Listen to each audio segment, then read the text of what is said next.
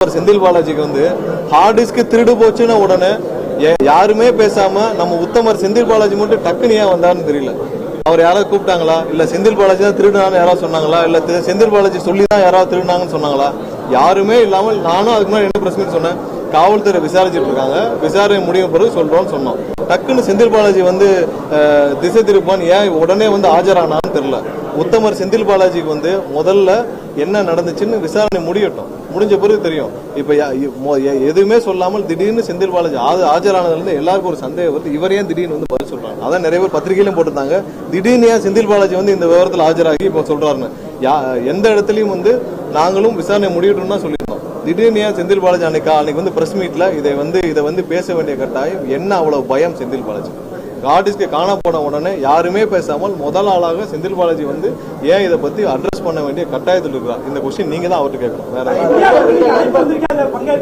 இல்ல. அது சம்பந்தமாக முதல்வர் முடிவெடுத்து வந்து கம்ப்ளீட்டா இதுவரை வந்து கடந்த 7-8 ஆண்டுகளாக இயங்கி வந்த குவாரிகள் எதெல்லாம் வந்து மூடப்பட்டிருக்கு, இல்ல இப்ப கரண்டா இருக்கிற குவாரிகள் அனைத்தையும் அசஸ் பண்ணி எதெல்லாம் வந்து விதிமுறைகள் மீறி செயல்பட்டு இருக்கோ அனைத்து மீது நடவடிக்கை எடுக்கும் வேலைகளை துவங்கியிருக்காங்க. ஸோ அசஸ்மெண்ட் வேலைகளை துவக்கப்பட்டிருக்கு. ஸோ அவங்கெல்லாம் முடிச்ச பிறகு தான் நம்ம ஒரு கன்க்ளூஷனுக்கு வர முடியும். அதற்கான வேலைகள் நடைபெற்று வருது. ஸோ எங்கேயுமே வந்து இல்லீகல் குவாரிஸ் கண்டிப்பாக அனைத்து இல்லீகல் குவாரியும் நிறுத்தப்பட்டு விட்டுச்சு. கடந்த வாரமே வந்து பல குவாரிகள் வந்து சஸ்பெண்ட் பண்ணப்பட்டிருக்கு. இல்லீகல் குவாரி அனைத்தும் மூடப்பட்டிருக்கு. எங்கெங்கெல்லாம் திருட்டுத்தனமாக மணலோ இல்லை கிராவலோ சவுண்டோ எடுக்கப்பட்டதோ அதெல்லாம் நிறுத்தப்பட்டிருக்கு. ஸோ இதெல்லாம் இன்னைக்கு வந்து துவக்கப்பட்டிருக்கு. அது இல்லாமல் வர காலங்களில் மதுரை மாவட்டத்தில் பார்த்தீங்கன்னா பெரிய அளவில் கழிவுநீர்கள் கால்வாய்கள் இல்லாமல் இருக்கு. ஸோ இந்த கழிவுநீர் கால்வாய்களை சீரமைக்கும் பணிகளில் என்னென்ன மாதிரி திட்டங்கள் கொண்டு வரதுக்கான ஆய்வுகள் இப்போ தான் துவக்கப்பட்டிருக்கு. ஸோ இதெல்லாம் முடிவடைய பல காலம் எடுத்தாலும் உடனடியாக ஒரு சில இடங்களில் வந்து மக்கள் பெரும் அவதியில் இருக்காங்க இந்த கழிவுநீர்களை வெளியேற்றுவதற்கான வேலை. ஸோ அவங்களுக்கு டெம்பரரி ஸ்கீம்ஸ் எதாவது போட முடியுமான்ற அசஸ்மெண்ட்டும் எடுத்திருக்கு. ஏன்னா பெரிய அளவில் ஒரு திட்டங்கள் கொண்டு வரணும், அது பல ஆண்டுகள் இருக்கும். பட் இப்போதைக்கு டெம்பரரி சொல்யூஷன்ஸ் என்ன கொடுக்க முடியுன்ற ஆய்வுகளையும் எடுக்க அவங்கள்ட்ட கார்பரேஷனில் சொல்லி பேச சொல்லியிருக்கோம். ஸோ அவங்களும் அது சம்மந்தமாக திட்டமிட்டு அடுத்த ஒரு சில வாரங்களில் அந்த ஆய்வுகளை முடித்து விட்டு வருவார்கள். ஸோ டெம்பரரியாக அவங்களுக்கு வந்து இப்போ கழிவு நீர்கள் வெளியேற்றுக்கான திட்டங்கள் என்ன இருக்குன்னு சொல்லணும், அதை வந்து எப்படி செய்யணும்னு சொல்லி செயல்படுத்த சொல்லியிருக்கோம். அடுத்ததான் மதுரை மாநகராட்சியில் உங்க எல்லாம் தெரியும், அந்த மதுரை மாநகராட்சி ஊழல் பற்றி உங்க எல்லாருக்கும் தெரியும். ஸோ இதில் ஆட்சியர் கலெக்டர் அவர்களும் மாநகராட்சி கமிஷனர் புதுசாக பொறுப்பேற்றிருக்கிறார். அவர் அடுத்த இன்னும் ஒரு சில நாட்களில் ஜாயின் பண்ணிடுவோம். ஸோ இவங்க அனைவரும் சேர்த்து கண்டிப்பாக திரும்பவும் ஒரு அசஸ்மெண்ட் பண்ணுறதுக்கான வேலைகளை இன்னைக்கு பேசியிருக்கிறோம். முழு அளவிலான ஒரு அசஸ்மெண்ட் செய்யப்பட்டு கண்டிப்பாக யார் யாரெல்லாம் வயலேஷன் இருந்தாங்களோ கடுமையான நடவடிக்கை எடுக்கப்படும். ஸோ முழு அளவிலான கம்ப்ளீட் அசஸ்மெண்ட் வந்து செய்கிறதுக்கான வேலைகளை இன்று ஆலோசிச்சிருக்கிறோம். விரைவில் மாவட்ட ஆட்சியர் மற்றும் கார்பரேஷன் கமிஷன் அனைவரும் ஆலோசித்து விட்டு இது எப்படி துவங்கலாம், கண்டிப்பாக எல்லாத்தையும் திரும்ப ரீஅசஸ்மெண்ட் பண்ண வேண்டிய கட்டாயத்தில் இருக்கிறோம். ஏன்னா இவ்வளோ பெரிய வயலேஷன்ஸு கண்டிப்பாக கிட்டத்தட்ட அரசுக்கு பல 100 கோடி வருவாய் இழப்பு ஏற்பட்டிருக்கு. எந்தெந்த வருடத்தில் ஏற்பட்டது, எதனால் ஏற்பட்டது, திரும்பவும் அதை வந்து நம்ம இதை வச்சுட்டு சஸ்டெயின் பண்ண முடியாது. ஸோ அதெல்லாம் ரீஅசஸ்மெண்ட் பண்ணுறதுக்கான வேலைகளை எப்படி துவக்குவதுன்ற திட்டமிடும் வேலைகளை பணிகளை அவர்கள் பேசிட்டு வருவாங்க. ஒரு சில நாட்களில் அதை பேசி முடித்த பிறகு மாவட்ட ஆட்சியரும் கமிஷனரும் சேர்ந்து அதை அறிவிப்புகளையும் வெளியிடுவாங்க. ஸோ அதுக்கப்புறம் திட்டமிட்டு கண்டிப்பாக விரைவில் அனைத்து அசஸ்மெண்ட்டையும் முடிச்சு இதை எங்கெங்கே தவறு இழைக்கப்பட்டதோ அது கண்டிப்பாக அதற்கான வழக்குகளும் ப்ராப்பராக எதற்குமே ஒரே எதற்குமே இல்லை எப்படி திட்டம், அதாவது இப்போ கார்பரேஷன் அசஸ்மெண்ட்டை என்னென்ன மாதிரியான திட்டங்களை, அதாவது எவ்வளவு மாதங்களுக்குள்ள முடிக்கணும், எவ்வளவு வயலேஷன்ஸ் நம்ம கண்டுபிடிக்கிறோம், இல்லை எவ்வளவு அசஸ்மெண்ட் நம்ம கமர்ஷியல் பில்டிங் எவ்வளோ அசஸ்மெண்ட் இருக்கு, ரெசிடென்சியல் எவ்வளோ இருக்கு, இதெல்லாம் திட்டமிட்டு ப்ராப்பராக அனௌன்ஸ்மெண்ட் பண்ணுவாங்க. இதற்கான பெரிய அளவில் டீம் கன்ஸ்டியூட் பண்ணுறதே வந்து மாவட்ட ஆட்சியரும் கார்பரேஷன் கமிஷனும் சேர்ந்து பண்ணுவாங்க. கண்டிப்பாக வருஷக்கணக்கில் சில மாதங்களில் முடிக்கும் அளவிற்கு தான் இதோடைய திட்டங்கள் இருக்கும்.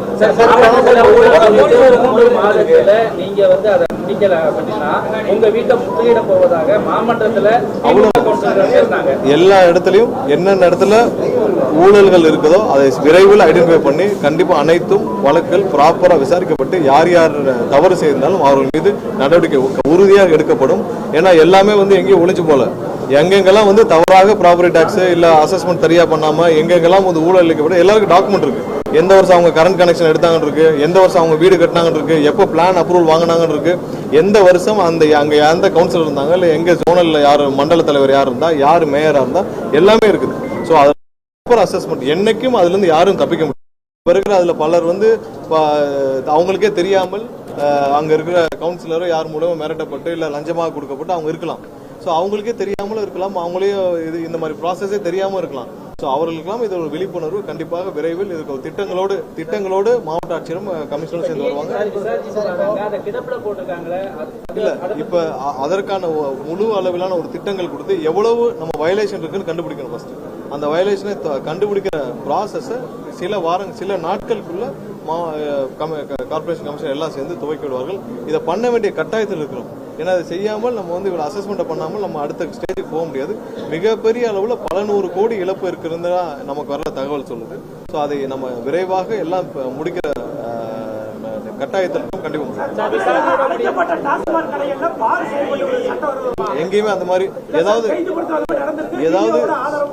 ஏதாவது ஸ்பெசிஃபிக்கா இருந்தா சொல்லுங்க. எல்லா இடத்துலயும் கடைகள் பார் எல்லாமே சேர்த்து தான் மூடப்பட்டிருக்கு. கடைகள் இல்லாமல் பார்கள் இயங்கக்கூடாது. அது சட்டப்படி குற்றம்.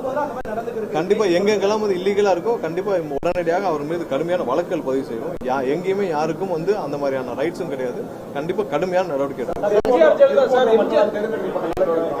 சட்ட போராட்டத்தில் இருக்கிற பட்சத்தில் கூட திருப்பூர் மலை மேல வந்து தீபம் ஏற்றுவதற்கு இந்த அரசு என்ன விதமான ஒத்துழைப்பு இல்லை.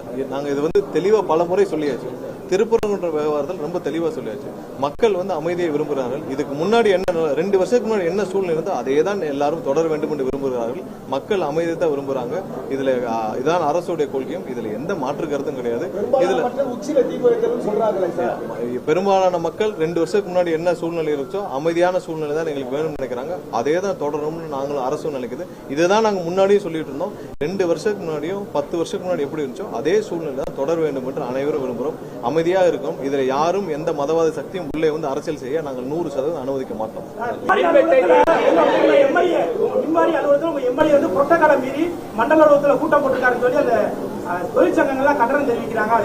கூட்டங்கள் இல்ல, அங்க போய் அவங்க போய் பேசிட்டு ஆய்வு செஞ்சிருக்காங்க. கூட்டங்கள் இல்ல.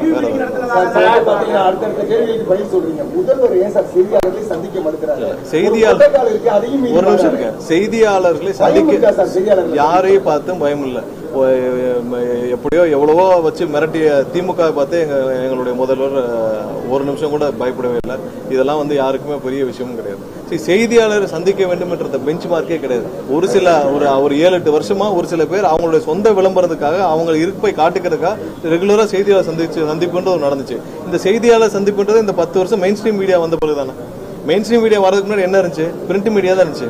பிரிண்ட் மீடியா இருந்த காலங்கள் என்ன இருக்கு? என்ன பிரஸ் ரிலீஸ் போகுமோ அதான் போகும். இந்த செய்தியாளர் சந்திப்புன்றது ஒரு 7-8 வருஷம் ஒரு சில பேர் வந்து அவங்களோட இருப்பை காட்டிக்கிறதுக்காக ரெகுலரா வந்து பிரஸ் மீட் குடிச்சு ஏதாவது பேசிட்டு போயிட்டு இருந்தாங்க. ஸோ எப்ப தேவையோ அப்ப சந்திக்கணும். மக்களை சந்திக்கிறார் எங்களுடைய முதல்வர். மக்களை ரெகுலரா சந்திக்கிறார். இப்ப போன வாரம் திருச்சி கூட்டம் நடந்தது. இது மாதிரியான கூட்டங்கள் ரெகுலரா நடக்கும். மக்களிடம் பதில் சொல்ல கடமைப்பட்டுள்ள நாங்கள் எங்களுடைய முதல்வர் கண்டிப்பா மக்களை ரெகுலரா சந்திப்பார். செய்தியாளர் சந்திப்புன்ற பெஞ்ச் மார்க் எங்கேயுமே இல்லை. யாருமே வந்து செய்தியாளர் சந்திச்சாதான் நீங்க அரசு நடத்தணும்னா இல்லை, அப்படிலாம் கிடையாது. எப்பயுமே கண்டிப்பாக என்னென்ன மக்களுக்கு தெளிவுபடுத்த வேண்டுமோ அதை அந்தந்த காலத்தில் அன்னன்னைக்கு கண்டிப்பாக தெளிவுபடுத்திட்டு வந்துட்டு இருக்கிறார். மெயின் ஸ்ட்ரீம் வந்த பிறகு தானே நீங்க வந்து இந்த பிரஸ் மீட்டு இதெல்லாம் ரெகுலரா போது செய்தியாளர் சந்திப்பு இருக்கு. கண்டிப்பா செய்தியாளருக்கும் மக்களுக்கு என்ன தெரிவிக்கணுமோ அது ரெகுலரா பிரஸ் ரிலீஸ் வந்து சமூக ஊடகமோ அதே போல எங்களை போல ஊடகமும் இல்லாட்டினா நீங்க முதலமைச்சராக நாங்கள் யாரும் ஊடகத்தை ஒரே நிமிஷம் யாரையும் வந்து புறந்தள்ளவும் இல்லை, யாரையும் குறைச்சு சொல்லவும் இல்லை. செய்தியாளர் சந்திச்சாதான் நீங்க இருக்கணும்னு சொல்றீங்கல்ல, அந்த பெஞ்ச் மார்க்கை நீங்களா பிக்ஸ் பண்ணிக்கிட்டீங்க. நான் சொல்றேன் கண்டிப்பா செய்தியாளர் அரசு சார்பாகவும் கட்சி சார்பாகவும் நாங்கள் சந்திச்சுட்டு தான் இருக்கோம். ஆனால் முதல்வர் சந்திச்சே ஆகணும்ன்ற கட்டாயம் வந்து நீங்க எந்த பெஞ்ச் மார்க் வச்சு பிக்ஸ் பண்ணுறேன்னு சொல்றோம். இப்ப சில ஆண்டுகள் தானே இது ரெகுலரா இருக்கு. அதுக்கு முன்னாடி உங்களுக்கு லைவ் ஸ்ட்ரீமிங்கே இருக்கு. லைவ் ஸ்ட்ரீமே இல்லாத காலத்தில் எப்படி செய்தியாளர் சந்திப்பு நடந்துச்சு? ஸோ அதுக்கான பெஞ்ச் மார்க் நீங்களா உருவாக்கிக்கிட்டு பண்ணாதீங்க. கண்டிப்பாக செய்தியாளர்களுக்கு என்ன மாதிரியான அறிவிப்புகள், என்ன செய்தியாளருக்கு மக்களுக்கு என்ன தெரிவிக்குமோ அது உங்க மூலமாக டெய்லி அறிவிப்புகள் வந்துட்டு இருக்கு. அப்புறம் என்ன அதை பத்தி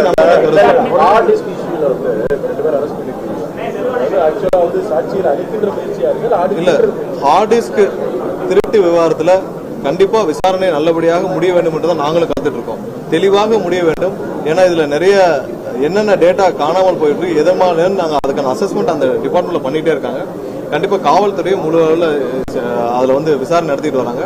முதல்வரும் அது தினந்தோறும் வந்து என்ன மாதிரியான டேட்டா திருடி இருக்குன்னு ஃபாலோ பண்ணிட்டு இருக்காங்க. கண்டிப்பா எல்லாரும் எந்த இடத்துலையும் வந்து யாரும் தப்பிக்க விடக்கூடாது. அந்தந்த ஹார்ட் டிஸ்க்ல இருக்க டேட்டா ஹார்ட் காப்பி ஆச்சுன்னா அதெல்லாம் ரெக்கவர் பண்ற ப்ராசஸ்லயும் இருக்கு. கண்டிப்பா ஒரு சில நாட்கள்ல எந்த டேட்டா மிஸ் ஆச்சுன்னு சொல்ற இதை வந்து நாங்க வேலிடேட் பண்ணிட்டு உங்களுக்கு அறிவிப்போம்.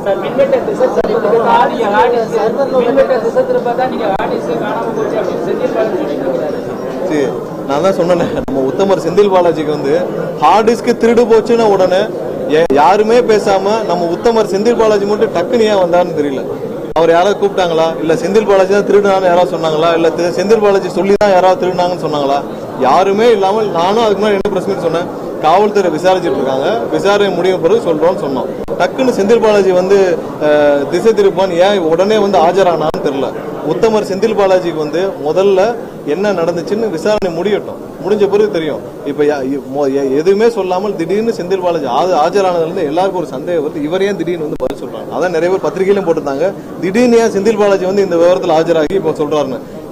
எந்த இடத்துலயும் வந்து நாங்களும் விசாரணை முடியட்டும் தான் சொல்லியிருந்தோம். திடீர்னு ஏன் செந்தில் பாலாஜி அன்னைக்கு வந்து பிரஸ் மீட்ல இதை வந்து பேச வேண்டிய கட்டாயம் என்ன? அவ்வளவு பயம் செந்தில் பாலாஜி.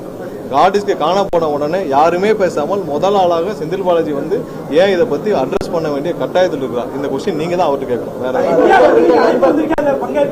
இல்ல. அது சம்பந்தமாக முதல்வர் முடிவெடுத்து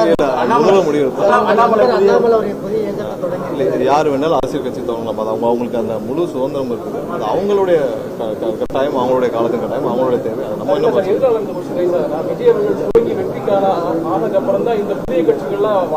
யாரு வேணாலும் கட்சி துவங்கலாம். அதுக்கு 100% ஸ்பேஸ் இருக்கு, சுதந்திரம் இருக்கு.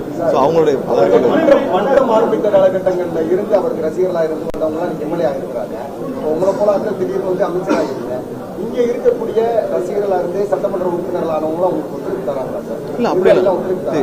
கட்சியில் கண்டிப்பாக எல்லாருக்கும் கண்டிப்பாக முதல்வருக்கு முழு அளவிலான முதல்வர் போடும் உத்தரவுகளுக்கு முழு அளவிலான ஒத்துழைப்புகள் இருக்கு. எல்லாரும் இணைந்தான் செயல்படுறோம். எல்லாரும் ஒரே கட்சியாக ஒன்றாக தான் செயல்படுறோம். இதுவரைக்கும் அமைச்சர்களும் பாத்தீங்கன்னா அனைத்து அமைச்சர்களும் எல்லாத்தையும் ஆலோசிச்சு கலந்தாலோசிச்சு எல்லாம் சேர்ந்து அவர்களுக்கு எல்லாரும் சேர்ந்து தான் பண்றோம். கண்டிப்பாக இது ஒரு ஒரு முழு அளவிலான ஒரு வித்தியாசமான அரசாக இருக்கும், வித்தியாசமான ஒரு கேபினெட்டா இருக்கும்.